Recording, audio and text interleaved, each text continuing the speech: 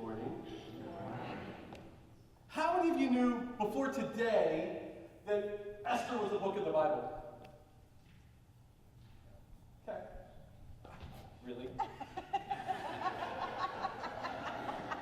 How many of you knew before, 3 minutes ago, that God's not mentioned in the Book of Esther directly?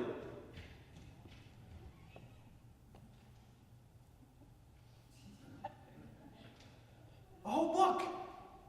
And no God. Pastor Rebecca. You see, this book focuses more on God's people, you all, than it does directly on God. Oh yeah, and it focuses on Esther too, because her story is pretty cool. But let's set the stage for this reading. Jerusalem's been conquered. The Jews are in exile in Babylon. It really would have been nice if somebody would have warned them. Oh, but that's right, the prophets kind of did. But they didn't listen. Esther was an orphan. She was a Jew living in a captive land.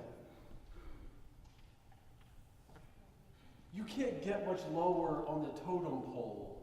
She was like a nobody among nobodies in Babylon. Until the king tapped her to be part of his harem, and she later becomes queen. So this nobody among nobodies, this Jewish orphan girl, becomes queen. It doesn't get much more unlikely than that. You see, and to take it a step further, Esther had to be really, really, really, really careful about her identity. She had to hide her Jewishness. Is that a word? It is today. She had to hide her Jewishness. And you might think, man, how can somebody just take their core being, their faith, and just kind of hide it, put it behind themselves? But I think the way we express our faith, it's not static. It changes in different circumstances. And I think that's okay, as long as it's still there somewhere. Before I started my first call, I had a conference in Minneapolis. Now at lunch, at this conference, they served us a salad. The whole lunch! Not like here's your first course, it's a salad. Like they gave me a plate of lettuce as my meal. I wasn't laughing though. I was hungry and became hangry. Ugh, that was my meal. So I had to get through the rest of this conference all the way to dinner time I ate a couple pieces of lettuce. On a couple pieces of lettuce. And a roll. The rolls were good. So after we concluded for that day, the folks that I was there with said, hey, we have other plans for dinner. I have another meeting. You're kind of on your own. Okay. So I walked downstairs to the concierge and said, sir, I need meat. They gave me salad for lunch. I need a place where I can get a great burger, a steak, something other than lettuce. And the guy says, yeah, I got the perfect place. Go down to the stoplight, make a left, and like a block and a half down the street, there's a restaurant with great cheesesteaks. I said, I'm from Pennsylvania. I know what a cheesesteak is supposed to taste like. And they said, no, trust me. Go to this place. I said, okay, what's the name of it? He said, it's called the Devil's Advocate. I went, okay. It's going to be that kind of day. Go to the stoplight, make a left, walk my block and a half. I walk in. There were a lot of tattoos and piercings in that place.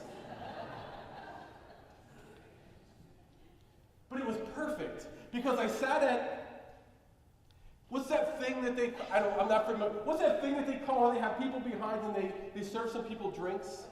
I mean, I'm not really familiar with what those things are called. A bar? Pete says it's a bar. So I sat at this thing that Pete calls a bar and there's an Orioles game on the flat screen TV right in front of me, and they weren't playing the Twins. And I was like, ooh, this place is okay. I got my cheesesteak. It was really good. Like, not just Minnesota good, it was good. There's a guy sitting next to me, and he says, so you're not from around here? No, I'm not. What are you in town for? Cheesesteak, salad apparently, and an Orioles game. I said, I'm here for a conference. What kind of conference?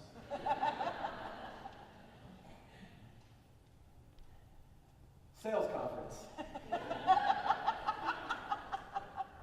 Hi, my name's Joe. Hey, I'm Chad. Nice to meet you. What do you sell, Chad? This guy clearly didn't get the point that I just wanted that cheesesteak and, what's that, a drink that they have at the bar of ice water. And this guy just keeps talking to me. What do you sell, Chad? At that point, it's kind of like God had to take that sledgehammer and beat me over the head. I said, I sell Jesus. I'm a pastor, Joe. Joe, I'm a pastor. Oh. I'm an atheist. Nice to meet you, Joe the atheist. This is going to be fun, isn't it? And we then talked for a good long time. And towards the end of that conversation, Joe the atheist looks at me and says, why didn't you try and convert me?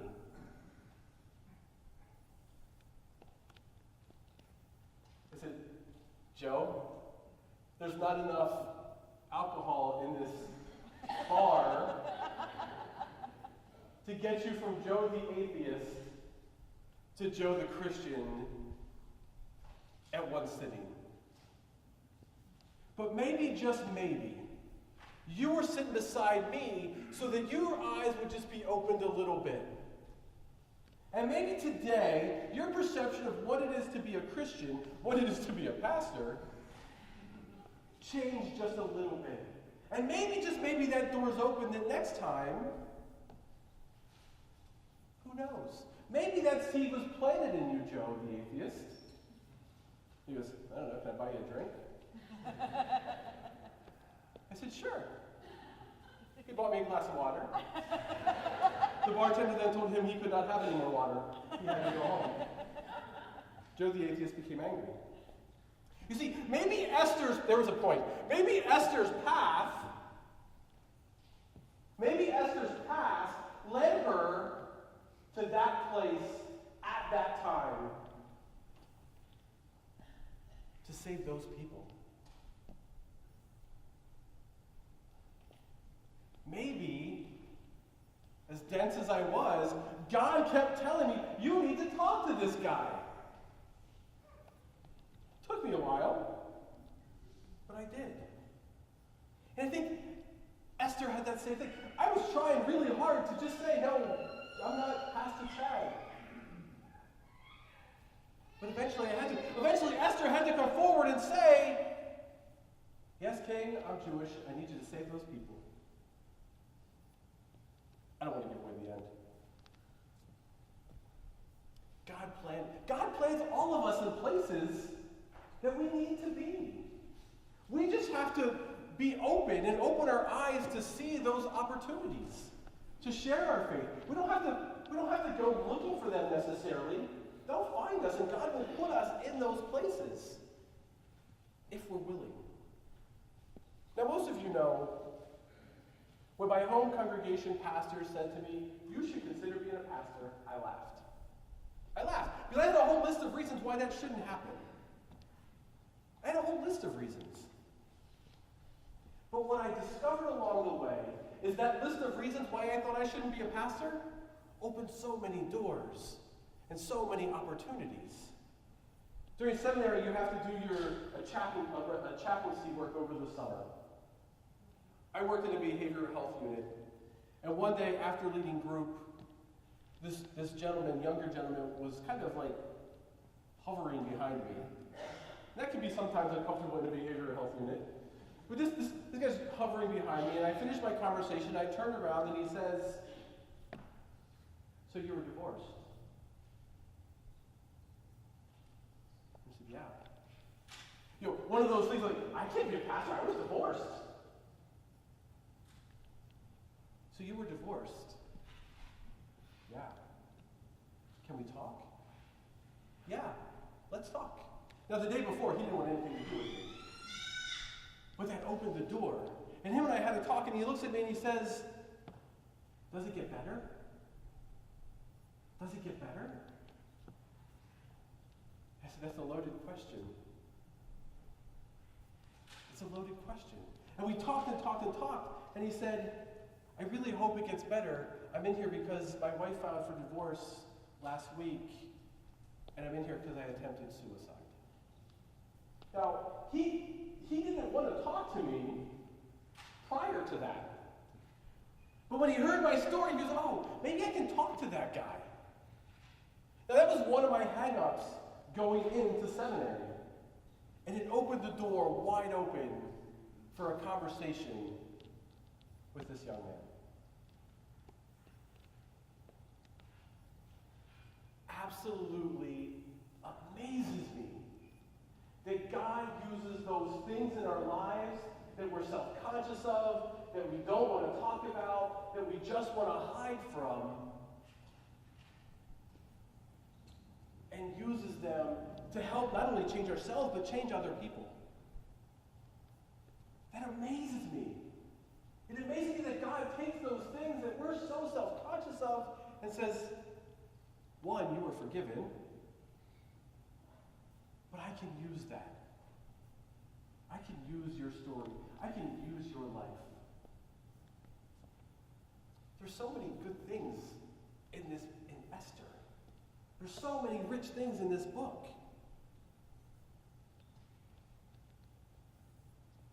Esther, if you noticed in the reading, doesn't just say, "Hey, I'm going to walk in there and talk to the king." What does she say? She says, "Gather my people and tell them to fast and pray for me because I will need it." And with that support, then I know that I can go forward and do what I need to do, whatever that outcome is. Oh, it's so rich. There's so much stuff in here. We have to rely on other people. As people of faith, we should be leaning on one another in prayer and in community. God takes those things that we are self-conscious of, that we're so worried about, and uses them to help other people. So much good stuff in here. But wait, there's more. Wait, there's more. See, this book of Esther, she struggles with her identity. She steps out in faith, takes really a leap of faith that was life or death.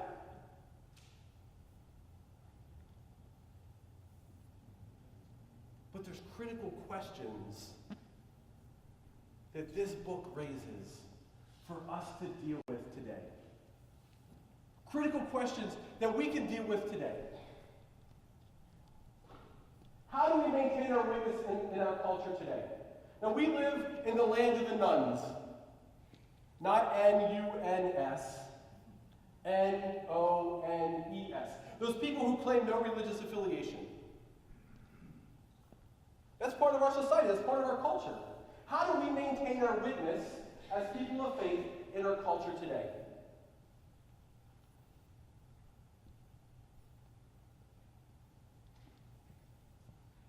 I think we have to be open to those windows of conversation. But first, I talked about this a few weeks ago. We have to understand what it is, what our faith does for us, and why it's important to us.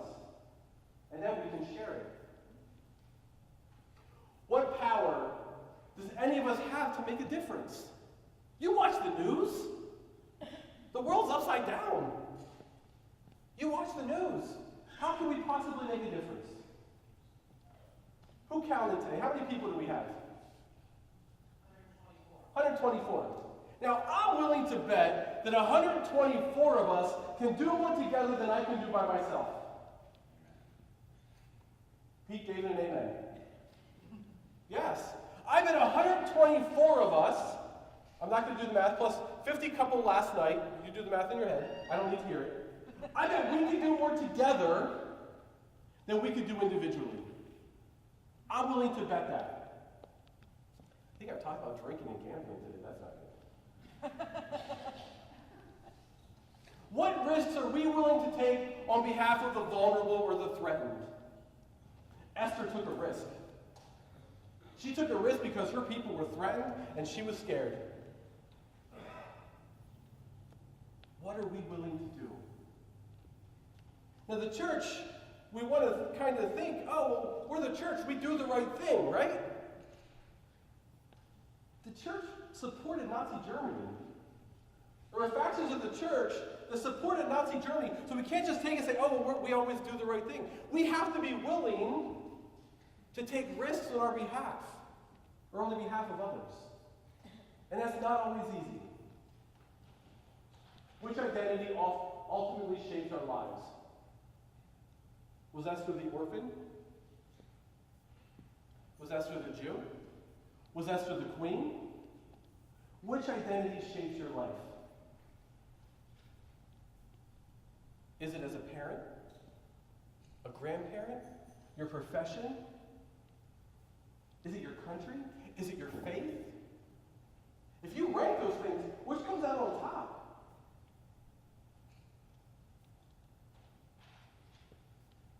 Which identity ultimately shapes our lives? You know what I'm rooting for here, right? What complicit agreements do we make with our cultural or political powers to maintain our status or power? Esther could have kept quiet. I'm guessing as the queen, she had a pretty cushy gig. I'm guessing as the queen, her gig was pretty good. She was willing to leverage that. And she was willing to give that up if she had to, for the sake of her people. Not just the status quo. Not just saying, well, this is how things are, and so be it. I like my gig as the queen. How might God be preparing us to speak that truth to power? How is God preparing us? How is God using us? What situations is God putting us in to use our voice, to use our influence, to affect those in need? We've been traveling through the prophets these last few weeks, and the message is a little harsh. And some of you, if you're like me, are saying, thank God it's Advent because I know Jesus is coming. And I need to hear some Jesus, and I need to preach some Jesus. But we have to be faithful to the word of the prophets. We can't get ahead of ourselves. Church is not like decorating for Christmas at a retail store as soon as they take away the Halloween candy. We have to go through the work, go through the whole of Scripture to get to the good stuff.